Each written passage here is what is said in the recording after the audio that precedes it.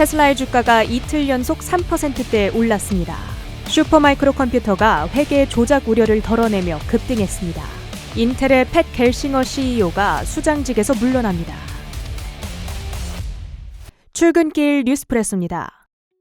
12월의 첫 거래일, 3대 지수는 혼조세로 거래를 마쳤습니다. S&P 500과 나스닥 지수는 사상 최고치를 갈아치우며 연말 산타 랠리에 대한 기대감을 높였습니다.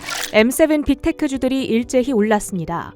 거기에 새롭게 추가된 미국의 대중 제재 수위가 예상보다 약하다는 안도감 속 미국의 반도체주들이 일제히 오르며 나스닥 지수를 밀어 올렸죠. 다만 빅테크주들이 포진된 3개 업종을 제외한 나머지 섹터는 일제히 내렸는데요. 경제지표가 잘 나왔음에도 불구하고 상승의 기운이 제한됐던 데에는 프랑스의 정치 불안 여파가 작용했습니다. 마크롱 대통령의 정책에 반대하는 좌파와 극우 세력이 강해지며 프랑스 정부 붕괴 위기까지 거론되는 상황이죠. 실제 정부가 붕괴된다면 국제금융시장에서는 프랑스의 신뢰 하락에 따른 신용등급 강등, 유럽 전체의 경제 불확실성, 위험 회피 심리 자극 등 적지 않은 여파가 줄줄이 따를 텐데요. 실제 간밤 유로화가 달러 대비 1% 이상 약세를 보이며 그 불안감을 자극했습니다.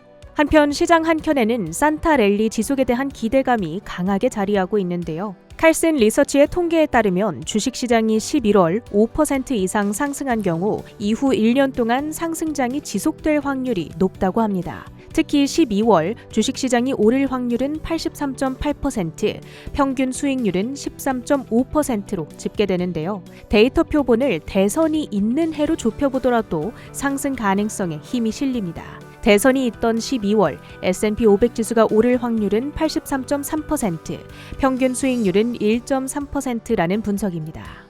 테슬라의 주가가 이틀 연속 3%대 급등했습니다. 전일 차기 자율주행 소프트웨어의 배포를 시작한 데다 월가 목표가 상향 소식이 더해진 영향인데요. 스티펠은 FSD와 로보택시가 창출해낼 잠재적 가치가 기대된다며 목표가 $411를 제시했습니다. 이는 $400를 부른 댄 아이브스보다 더 공격적인 수준으로 새로운 월가 최고 목표가로 등극했습니다. 한편 장 마감 후 일론 머스크 CEO의 $560억 보상 패키지 복원 시도가 실패로 돌아갔다는 속보가 전해졌는데요.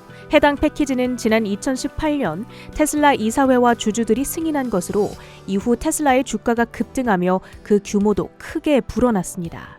이에 델라웨어 법원이 보상의 규모가 과도하다며 지급을 무효화했는데요. 올해 이사회와 주주들이 재차 보상안을 승인했으나 결국 받기가 어려워질 것으로 보입니다. 보상안 지급이 실제 무효화된다면 주가에는 단기 악재인데요. 앞서 머스크는 적절한 보상을 받지 못하면 테슬라에 대한 개입을 줄이거나 퇴사를 고려할 수 있다고까지 언급한 바 있기 때문입니다. 테슬라의 주가는 애프터마켓에서 2% 가까운 낙폭으로 반응합니다. M7 가운데 메타와 아마존이 각각 3.2%, 1.4% 상승하며 지수를 지탱했습니다. 메타의 경우 AI 기반 개인화가 시작됐고 인스타그램 콘텐츠의 50% 이상이 AI 알고리즘에 의해 추천되고 있다는 점이 부각됐는데요. AI 수익화 기대를 높인 것으로 풀이됩니다. 아마존은 AI와 컴퓨팅을 포함한 분야에서 새로운 기능과 제품을 공유하겠다고 전했는데요. 향후 수년 동안 AI가 회사에 수천억 달러의 수익을 가져다 줄 거라 자신했습니다. 인텔의 전성기를 되찾겠다는 포부로 4년 전부터 인텔을 이끌어온 팻 겔싱어가 CEO직에서 물러납니다. 인텔의 주가는 장중 반도체주 강세에 힘입어 5% 이상 급등하다가 사임 뉴스를 소화하며 0.5% 하락했습니다. 슈퍼마이크로 컴퓨터는 자체 조사 결과 경영진 부정행위의 증거가 발견되지 않았다고 발표하자 28.7% 급등했습니다. 출근길 뉴스프레소 헤드라인입니다. 미국 공급관리협회는 지난 11월 제조업 구매 관리자 지수가 48.4를 기록했다고 발표했습니다. 이는 직전월 수치인 46.5와 비교해도 개선된 수준이고 시장의 예상치를 상회하는 수치입니다. 특히나 고용, 생산 측면도 전월 대비 나아졌다는 점에 시장의 기대감이 고조됐습니다. 물론 50 이하의 수치라는 점 여전히 위축 국면을 시사하기는 하지만 그 위축의 속도가 느려지고 있다는 점에서 이 완화에 대한 기대감이 커진 겁니다. 물론 지금 8개월 연속 위축 국면, 특히나 지난 25개월 중 24개월이 위축 상태라는 점에서는 여전히 금리 정책을 유연하게 가져가야 한다라고 해석이 되고 있습니다. 이에 보스틱 총재의 발언, 12월 금리 결정에 대해 모든 가능성을 열어두겠다며 향후 몇 달간 중립적인 수준으로 금리를 인하할 필요성이 있다고 언급했는데, 이제 금리 인하 기조를 어떻게 잡아가야 할지 다가오는 목요일 파월 의장의 발언까지 확인해 보도록 하겠습니다. 조 바이든 미국 행정부가 미국의 주요 동맹국이 제3국에서 만든 반도체 장비와 HBM 등을 중국에 수출하지 못하게 하는 조치를 발표했습니다. 이번 조치는 140개 기업을 대상으로 수출을 제한하는 등 중국의 반도체 산업 발전을 저지하려는 바이든 행정부의 마지막 대규모 노력 중 하나로 보여집니다. 제재의 강도가 당초 우려보다는 적고 반도체 장비 회사들에 집중되어 있다는 점에 미국 반도체 기업의 타격은 적어 보입니다. 이에 간밤 반도체주 대부분 랠리를 이어갔고 필라델피아 반도체 지수는 급등, 엔비디아는 0.27% 상승세로 AMD도 3.56%의 상승세로 거래를 마쳤습니다.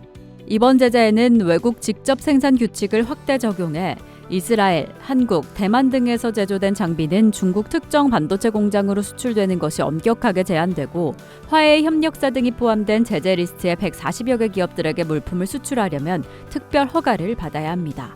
이러한 강경책이 트럼프 정부 임기 내에는 얼마나 더 강해질지, 그리고 우선적으로는 지금 HBM의 제재로 인해서 국내 반도체 기업들의 타격이 불가피해 보입니다. 삼성전자의 경우 매출의 30%가 중국에서 발생하기에 HBM2 이상의 메모리 칩에 큰 영향을 받을 것이라고 보고 있습니다.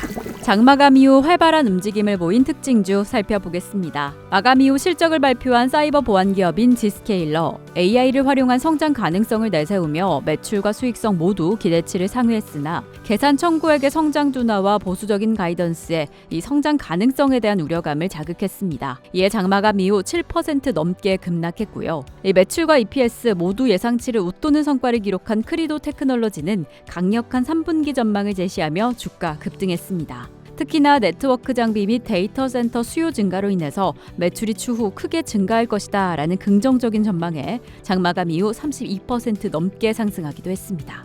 장중에 11% 하락 마감했던 제넉스 테라퓨릭스는 제넉스 007의 중간 임상 결과가 매우 긍정적으로 나왔다라는 소식에 장마감 이후 50% 가까이 상승하고 있습니다. 아무래도 전립선 암 환자들을 대상으로 한 임상 시험 결과에서 높은 PSA 반응률이 관찰되며 추후의 흐름이 더 기대가 됩니다. 이어서 상품 시장입니다. 국제유가는 5거래일 만에 상승세를 보였지만 달러 강세에 그 오름폭은 제한됐습니다. 비트코인은 10만 달러 돌파를 앞두고 박스권에 갇혀 있는데요. 이에 또 다른 가상화폐인 리플의 강세는 엄청난 속도로 이어갑니다. 이상으로 뉴스프레소 전해드렸습니다.